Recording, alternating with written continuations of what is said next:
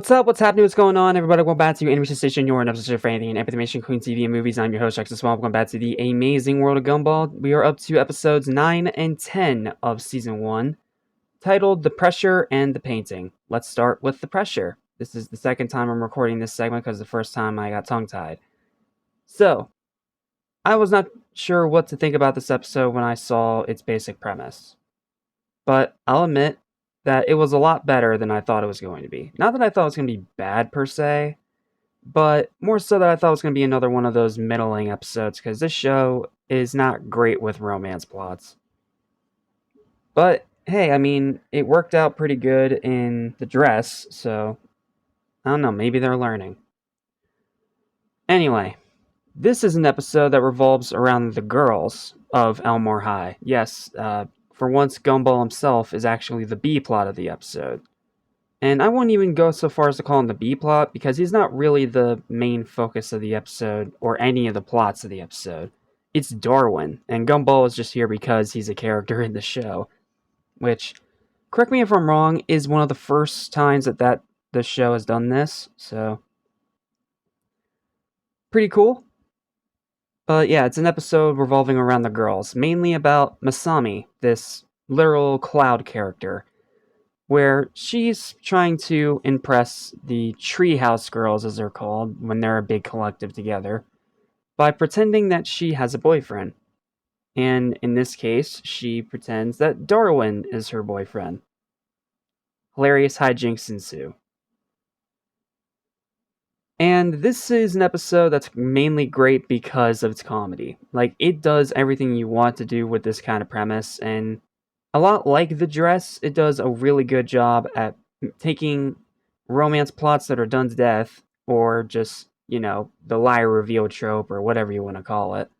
And it does a lot of really funny stuff with it. Also, a really cool thing I want to note is that Masami, since it is a literal cloud as a character, whenever she cries or gets upset, she turns into a cumulonimbus cloud and like rains and thunders and lightnings. It's a really cool attention to detail. And I wouldn't be surprised if it in some way inspired Drizzle from SpongeBob Season 12 episode Stormy Weather. However, the one thing I will say about this episode that kind of dumbs it down for me is the ending. There is a part at the very end of this episode where Gumball and Penny are about to kiss deliberately because they are actually genuinely having feelings for each other, which has been hinted at in a few past episodes, while Darwin is being forced to kiss Masami because he accidentally made her cry earlier and he feels bad. And just when it looks like everything's about to exactly go that way, they go with the cliche, best friends end up kissing each other cliche. Like, they go with that old trope, where this whole episode, they are both scared to kiss a girl, and they unknowingly end up kissing each other, and then they never find out by the episode's end. Yeah, I kind of wish they actually just went full with the kissing the girls thing, other than just making it a setup to a joke. That doesn't even land because it's so cliche and overdone. Then again, I don't know, this was from 2011, so maybe that joke wasn't as done to death back then, but by today's standards, that joke has been absolutely run into the ground. So, it didn't really make me laugh, and more so made me roll my eyes, because it's like, oh, you went the most predictable way possible instead of actually doing something unpredictable that this show's usually really good at doing. Okay, enough of my whining, let's get to the highlights. 3 highlights for this episode. First one is Darwin and Gumball's dramatic dive out the school window. There is a part where Darwin says he is going to run away forever to stay away from Masami, and his way of doing it is being as dramatic as possible. He dives out the school window, breaks it, and does this really awkward crab limping walk thing, because he face planted into the basketball courts. And then later, to make it even funnier, in the exact same scene, Gumball is, fawning over Penny, and the other two boys of this pals group, I guess it's called. They don't really give it an official name as far as I'm aware. They they immediately stare him down and like, pals before gals. And Gumball, in a fit of, peer pressure, ends up doing the exact same thing that Darwin did and dives out the window. Except this time he dives out the open window that was already shattered by Darwin. And him also walking away with that same like, limp character animation thing. It's really funny. Then the second highlight of the episode is when Darwin's trying to hide from Masami again because he got hungry because he couldn't stay away. He couldn't stay away forever because he was hungry. And Gumball comes up with the idea of hiding their faces behind the trays of their lunch. Only problem is that they run into every single pillar in that cafeteria and then end up at the girls' table anyway. Oh, that part got me good. It was really funny. And then my last highlight for the episode, it's not really a funny moment, it's a cute moment. It's Gumball and Penny in the treehouse together. They have such a natural chemistry with one another, and it's really, really cute. And the moment when they're about to kiss and literally everything else fades and it's like them together in the galaxy, that's a really nice way of visualizing how in romance, when you're with someone that you love so much that you literally feel like everything else fades into the background. Really nice little visual to show that. And yes, well, unfortunately, they don't kiss in the end because, have to have the tired cliche ending. It's still really cute, and it's definitely one of my favorite parts of the episode. My favorite is still the dive out the window. It's so random. But this moment was really, really cute. And honestly, all their moments throughout the episode were really cute. And a big screw you to Banana Joe and Tobias for trying to ruin it. So yeah, it's an episode about romance again, and it's an episode revolving around the girl characters where Darwin is the B plot and Gumball is just a supporting character. It's really interesting, and I think for the most part they do it well until the ending where they kind of drop the ball. So for all that, final verdict for The Pressure for me is going to be an 8 out of 10. Great episode. Definitely check it out if you haven't seen it. Okay, let's go ahead and move on to the other episode that's unfortunately not great. It is really good. Don't get me wrong. It's not a debt scenario. This is a really good episode that just doesn't really click with me as much as it does with most people.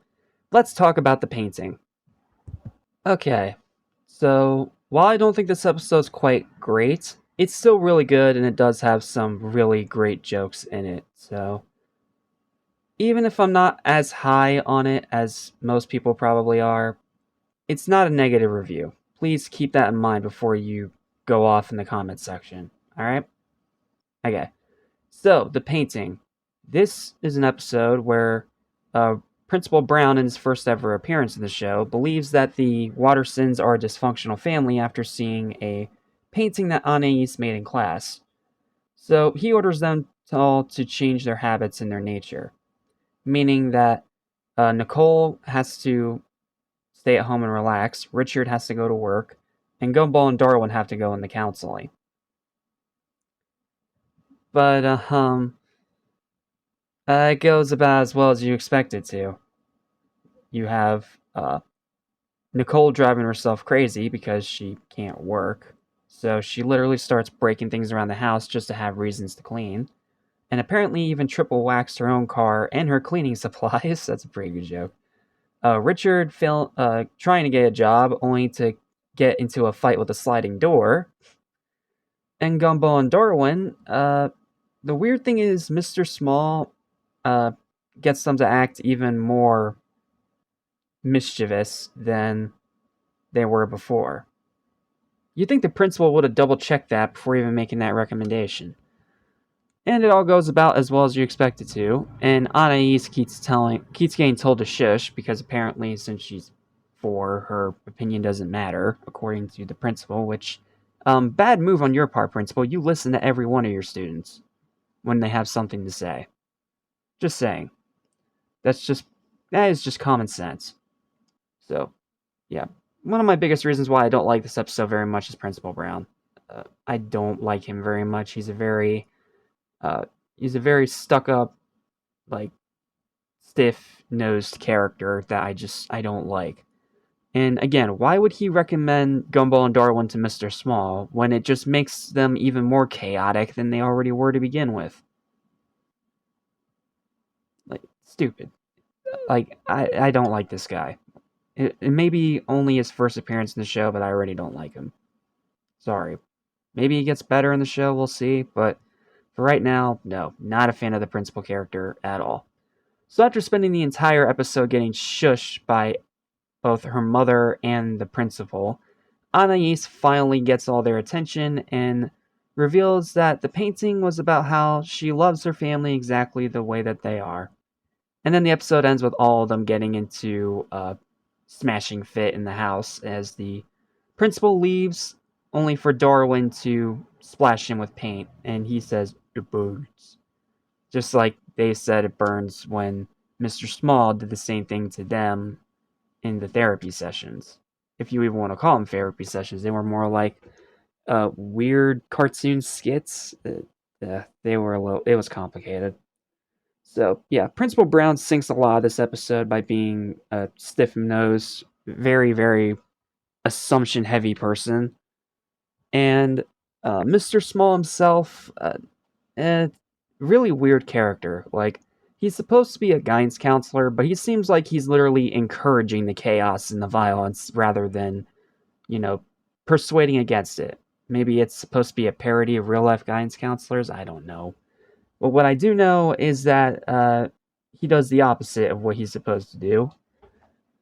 And it just left me confused for a grand majority of the episode. Not to mention the pacing in this episode's off too. Like, since you're juggling around so many characters and so many different locations in this one, each member of the Waterston family aside from Anais, you have a lot of uh, like hard cutting back and forth between each character.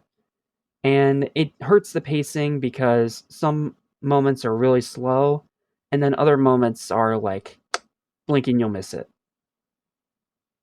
But that's just me. I know there are some people that really like this episode, and if you do, I understand why. Because, like I said, the jokes in this episode, despite the actual story being a bit of a jumbled mess, uh, are really, really good. And even though I don't have two highlights for this one, they're both definitely noteworthy. So let's talk about them really, really quick. So, first one is Darwin's nuclear rage bubble, as I'm gonna call it, because there's a moment where Mr. Small is trying to get them to let out a primal scream. Gumball comes out like a literal kitten because he has no rage in his soul, and then sorry, Darwin tries to do the same, and he ends up making a giant bubble. And then Mr. Richards pops the bubble, and it cuts away immediately to a house exploding. And then we see the aftermath, and everyone's sitting there shocked. Like, half of Mr. Small's outfit's completely gone. It is a pre-movie SpongeBob level cutaway gag, and I could not stop laughing. I rewound that part so many times watching this. And then the second one, this one is technically a cartoon cliche, and I know it's a cartoon cliche, but I will never get sick of it. It is Richard's battle with the sliding entrance door to the office. Like, you know that scene in Miraculous Ladybug, the New York special, where Marinette gets into a fight of trying to get through a sliding door and keeps failing miserably? You have something similar to that here as well, where Richard keeps trying to get in the door, and he literally can't get inside until he uses one of the people that are already employees there as a human shield. So, yeah, that's a pretty great one. But yeah, the nuclear rage bubble is still my favorite part of the episode. I rewound it so many times. That is a classic pre-movie era SpongeBob level cutaway gag. But Aside of that, the comedy really does do a lot to keep this episode afloat because the story itself doesn't really make a lot of sense, and the new characters aren't great. Principal Brown sings a lot of it. And, I mean, it ends the exact way you expect it to. So, it's predictable, the pacing's bad, and the story itself is more confused than anything. But because the comedy is so good and because I still had a good time watching the episode despite the obvious problems, final verdict for this episode is still a well-deserved 7 out of 10. I still really, really enjoyed this episode, and I can understand those that love it, I can, but it's just when you look at the actual elements in it, that's when it falls apart. At least for me. Well, that's it for this one. Thank you guys so much for watching. Feel free to like, share, and subscribe for more videos like this some particular day. And of course, feel free to hit the hype button down below to get this higher up in the algorithm if you so desire. You don't have to. It would just really help the channel out if you do. And I'll see you guys next time when we continue our look through of Amazing World of Gumball Season 1 with episodes 11 and 12, The Laziest and the Ghost. Until then, thanks for watching, and I'll see you in the next review. Peace.